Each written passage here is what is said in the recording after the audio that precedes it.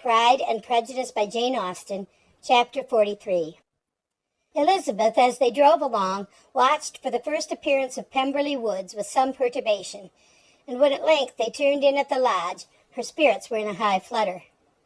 The park was very large and contained great variety of ground. They entered it in one of its lowest points and drove for some time through a beautiful wood stretching over a wide extent. Elizabeth's mind was too full for conversation, but she saw and admired every remarkable spot and point of view. They gradually ascended for half a mile, and then found themselves at the top of a considerable eminence where the wood ceased, and the eye was instantly caught by Pemberley House, situated on the opposite side of a valley, into which the road with some abruptness wound. It was a large, handsome stone building, standing well on rising ground, and backed by a ridge of high woody hills, and in front a stream of some natural importance was swelled into greater, but without any artificial appearance. Its banks were neither formal nor falsely adorned. Elizabeth was delighted. She had never seen a place for which nature had done more, or where natural beauty had been so little counteracted by an awkward taste. They were all of them warm in their admiration, and at that moment she felt that to be mistress of Pemberley might be something. They descended the hill, crossed the bridge, and drove to the door, and while examining the nearer aspect of the house, all her apprehension of meeting its owner returned. She dreaded lest the chambermaid had been mistaken. On applying to see the place, they were admitted into the hall, and Elizabeth, as they waited for the housekeeper, had leisure to wonder at her being where she was. The housekeeper came, a respectable-looking elderly woman, much less fine and more civil than she had any notion of finding her. They followed her into the dining parlor. It was a large, well-proportioned room, handsomely fitted up. Elizabeth, after slightly surveying it, went to a window to enjoy its prospect. The hill, crowned with wood, which they had descended, receiving increased abruptness from the distance, was a beautiful object. Every disposition of the ground was good, and she looked on the whole scene, the river, the trees scattered on its banks, and the winding of the valley, as far as she could trace it, with delight. As they passed into other rooms, these objects were taking different positions, but from every window there were beauties to be seen. The rooms were lofty and handsome, and their furniture suitable to the fortune of its proprietor. But Elizabeth saw, with admiration of his taste, that it was neither gaudy nor uselessly fine, with less of splendor and more real elegance than the furniture of Rosings. "And of this place," thought she, "I might have been mistress. With these rooms I might now have been familiarly acquainted. Instead of viewing them as a stranger, I might have rejoiced in them as my own, and welcomed to them as visitors my uncle and aunt. But no," recollecting herself, "that could never be. My uncle and aunt would have been lost to me. I should not have been allowed to invite them." This was a lucky recollection. It saved her from something very like regret. She longed to inquire of the housekeeper whether her master was really absent, but had not the courage for it. At length, however, the question was asked by her uncle, and she turned away with alarm while Mrs. Reynolds replied that he was, adding, "But we expect him tomorrow with a large party of friends." How rejoiced was Elizabeth that their own journey had not by any circumstance been delayed a day. Her aunt now called her to look at a picture. She approached and saw the likeness of Mr. Wickham suspended amongst several other miniatures over the mantelpiece. Her aunt asked her smilingly how she liked it. The housekeeper came forward and told them it was a picture of a young gentleman, the son of her late master's steward, who had been brought up by him at his own expense. "He is now gone into the army," she added, "but I am afraid he has turned out very wild." Mrs. Gardiner looked at her niece with a smile, but Elizabeth could not return it. "And that," said Mrs. Reynolds, pointing to another of the miniatures, "is my master, and very like him. It was drawn at the same time as the other, about 8 years ago." "I have heard much of your master's fine person," said Mrs. Gardiner, looking at the picture. "It is a handsome face, but Lizzie, you can tell us whether it is like or not." Mrs. Reynolds' respect for Elizabeth seemed to increase on this intimation of her knowing her master. "Does that young lady know Mr. Darcy?" Elizabeth colored and said, "A little." "And do you not think him a very handsome gentleman, ma'am?" "Yes, very handsome." "I am sure I know none so handsome. but in the gallery upstairs you will see a finer, larger picture of him than this. This room was my late master's favourite room, and these miniatures are just as they used to be then. He was very fond of them." This accounted to Elizabeth for Mr. Wickham's being among them. Mrs. Reynolds then directed their attention to one of Miss Darcy, drawn when she was only 8 years old. "And is Miss Darcy as handsome as her brother?" said Mrs. Gardner. "Oh, yes, the handsomest young lady that ever was seen, and so accomplished. She plays and sings all day long. In the next room is a new instrument just come down for her, a present from my master. She comes here tomorrow with him." Mr. Gardner, whose manners were very easy and pleasant, encouraged her communicativeness by his questions and remarks. Mrs. Reynolds, either by pride or attachment, had evidently great pleasure in talking of her master and his sister. "Is your master much at Pemberley in the course of a year?" "Not so much as I could wish, sir, but I dare say he may spend half his time here, and Miss Darcy is always down for the summer months." Except Thought Elizabeth. when she goes to Ramsgate. "If your master would marry, you might see more of him." "Yes, sir, but I do not know when that will be. I do not know who is good enough for him." Mr. and Mrs. Gardner smiled. Elizabeth could not help saying, It is very much to his credit, I am sure, that you should think so. "I say no more than the truth, and everybody will say that knows him." replied the other. Elizabeth thought this was going pretty far, and she listened with increasing astonishment as the housekeeper added, "I have never known a cross word from him in my life, and I have known him ever since he was 4 years old." This was praise of all others most extraordinary, most opposite to her ideas. That he was not a good-tempered man had been her firmest opinion. Her keenest attention was awakened. She longed to hear more, and was grateful to her uncle for saying, "There are very few people of whom so much can be said. You are lucky in having such a master." "Yes, sir, I know I am. If I were to go through the world, I could not meet with a better. But I have always observed that they who are good-natured when children are good-natured when they grow up, and he was always the sweetest-tempered, most generous-hearted boy in the world." Elizabeth almost stared at her. Can this be Mr. Darcy? Thought she, "His father was an excellent man." said Mrs. Gardner. "Yes, ma'am, that he was indeed, and his son will be just like him, just as affable to the poor." Elizabeth listened, wondered, doubted, and was impatient for more. Mrs. Reynolds could interest her on no other point. She related the subjects of the pictures, the dimensions of the rooms, and the price of the furniture in vain. Mr. Gardner, highly amused by the kind of family prejudice to which he attributed her excessive commendation of her master, soon led again to the subject, and she dwelt with energy on his many merits as they proceeded together up the great staircase. "He is the best landlord and the best master," said she.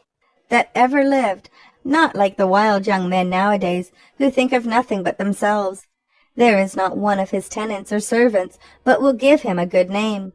Some people call him proud, but I am sure I never saw anything of it. To my fancy, it is only because he does not rattle away like other young men." In what an amiable light does this place him? Thought Elizabeth, "This fine account of him whispered her aunt as they walked. is not quite consistent with his behavior to our poor friend." Perhaps we might be deceived. "That is not very likely. Our authority was too good." On reaching the spacious lobby above, they were shown into a very pretty sitting-room, lately fitted up with greater elegance and lightness than the apartments below, and were informed that it was but just done to give pleasure to Miss Darcy, who had taken a liking to the room when last at Pemberley. He is certainly a good brother, said Elizabeth as she walked towards one of the windows. Mrs. Reynolds anticipated Miss Darcy's delight when she should enter the room. "And this is always the way with him," she added. "Whatever can give his sister any pleasure is sure to be done in a moment. There is nothing he would not do for her." The picture gallery and 2 or 3 of the principal bedrooms were all that remained to be shown. In the former were many good paintings, but Elizabeth knew nothing of the art, and from such as had been already visible below, she had willingly turned to look at some drawings of Miss Darcy's in crayons, whose subjects were usually more interesting and also more intelligible. In the gallery there were many family portraits, but they could have little to fix the attention of a stranger. Elizabeth walked in quest of the only face whose features would be known to her. At last it arrested her, and she beheld a striking resemblance to Mr. Darcy, with such a smile over the face as she remembered to have sometimes seen when he looked at her. She stood several minutes before the picture in earnest contemplation, and returned to it again before they quitted the gallery. Mrs. Reynolds informed them that it had been taken in his father's lifetime. There was certainly at this moment in Elizabeth's mind a more gentle sensation towards the original than she had ever felt at the height of their acquaintance. The commendation bestowed on him by Mrs. Reynolds was of no trifling nature. What praise is more valuable than the praise of an intelligent servant? As a brother, a landlord, a master, she considered how many people's happiness were in his guardianship. How much of pleasure or pain was it in his power to bestow? How much of good or evil must be done by him? Every idea that had been brought forward by the housekeeper was favorable to his character, and as she stood before the canvas on which he was represented, and fixed his eyes upon herself, she thought of his regard with a deeper sentiment of gratitude than it had ever raised before. She remembered its warmth, and softened its impropriety of expression. When all of the house that was open to general inspection had been seen, they returned downstairs, and taking leave of the housekeeper were consigned over to the gardener, who met them at the hall door. As they walked across the hall towards the river, Elizabeth turned back to look again. Her uncle and aunt stopped also, and while the former was conjecturing as to the date of the building, the owner of it himself suddenly came forward from the road which led behind it to the stables. They were within 20 yards of each other, and so abrupt was his appearance that it was impossible to avoid his sight. Their eyes instantly met, and the cheeks of both were overspread with the deepest blush. He absolutely started, and for a moment seemed immovable from surprise, but shortly recovering himself, advanced towards the party and spoke to Elizabeth, if not in terms of perfect composure, at least of perfect civility. She had instinctively turned away, but stopping on his approach, received his compliments with an embarrassment impossible to be overcome. Had his first appearance, or his resemblance to the picture they had just been examining, been insufficient to assure the other two that they now saw Mr. Darcy, the gardener's expression of surprise on beholding his master must immediately have told it. They stood a little aloof while he was talking to their niece, who, astonished and confused, scarcely dared lift her eyes to his face, and knew not what answer she returned to his civil inquiries after her family. Amazed at the alteration of his manner since they last parted, every sentence that he uttered was increasing her embarrassment, and every idea of the impropriety of her being found there recurring to her mind, the few minutes in which they continued were some of the most uncomfortable in her life. Nor did he seem much more at ease.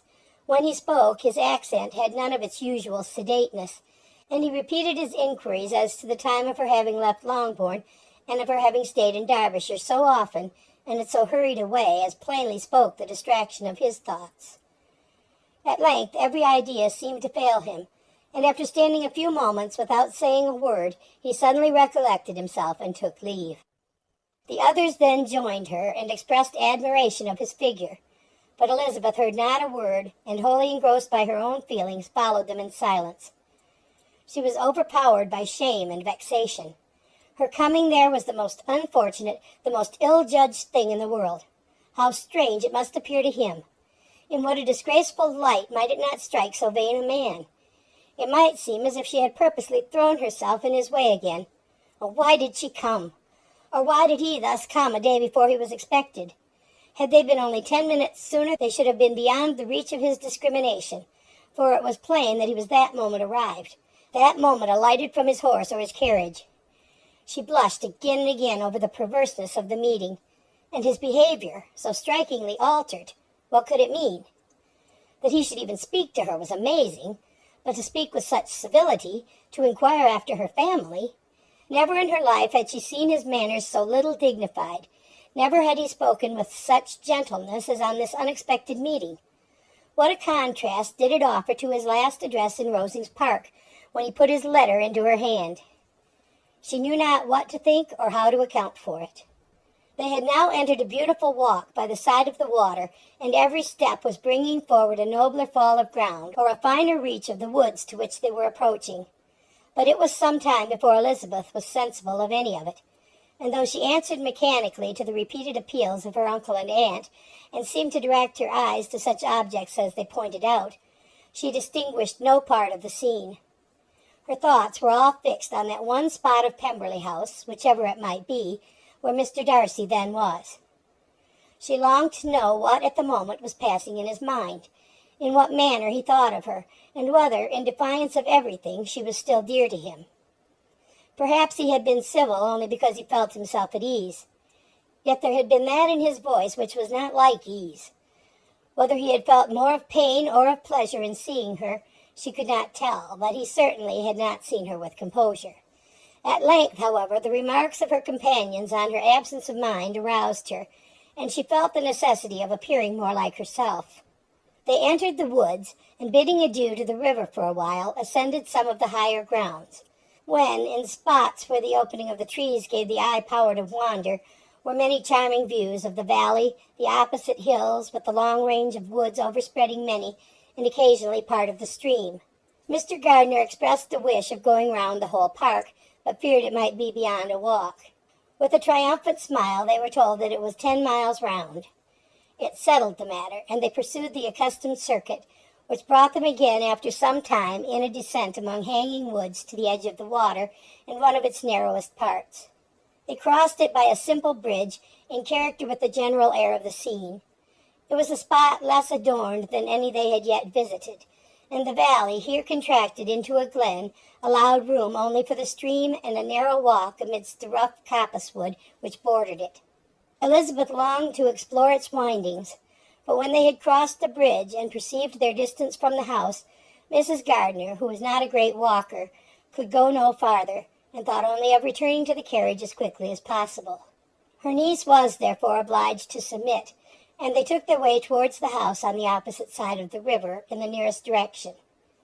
But their progress was slow, for Mr. Gardiner, though seldom able to indulge the taste, was very fond of fishing, and was so much engaged in watching the occasional appearance of some trout in the water and talking to the man about them, that he advanced but little. Whilst wandering on in this slow manner, they were again surprised, and Elizabeth's astonishment was quite equal to what it had been at first, by the sight of Mr. Darcy approaching them, and at no great distance. The walk here, being less sheltered than on the other side, allowed them to see him before they met. Elizabeth, however astonished, was at least more prepared for an interview than before, and resolved to appear and to speak with calmness if he really intended to meet them. For a few moments, indeed, she felt that he would probably strike into some other path. The idea lasted while a turning in the walk concealed him from their view. The turning past, he was immediately before them.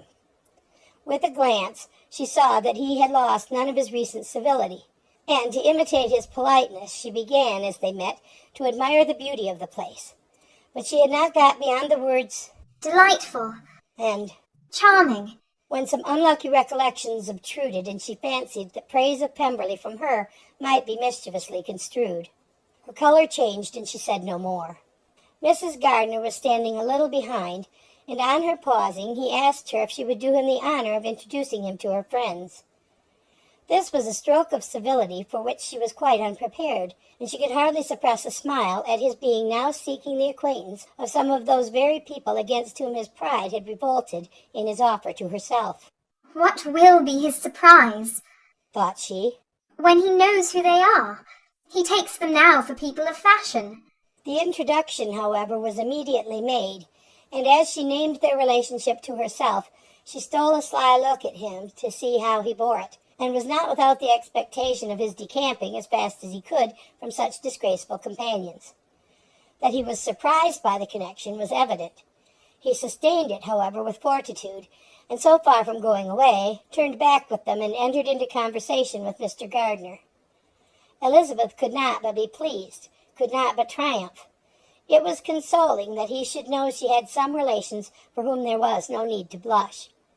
She listened most attentively to all that passed between them, and gloried in every expression, every sentence of her uncle which marked his intelligence, his taste, or his good manners.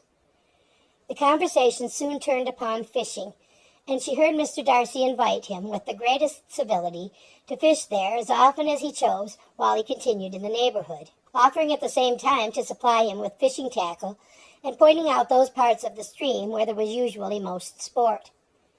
Mrs. Gardner, who was walking arm in arm with Elizabeth, gave her a look expressive of wonder. Elizabeth said nothing, but it gratified her exceedingly. The compliment must be all for herself. Her astonishment, however, was extreme, and continually was she repeating, Why is he so altered? From what can it proceed? It cannot be for me. It cannot be for my sake that his manners are thus softened. My reproofs at Hunsford could not work such a change as this. It is impossible that he should still love me. After walking some time in this way, the two ladies in front, the two gentlemen behind, on resuming their places after descending to the brink of the river for the better inspection of some curious water plant, there chanced to be a little alteration.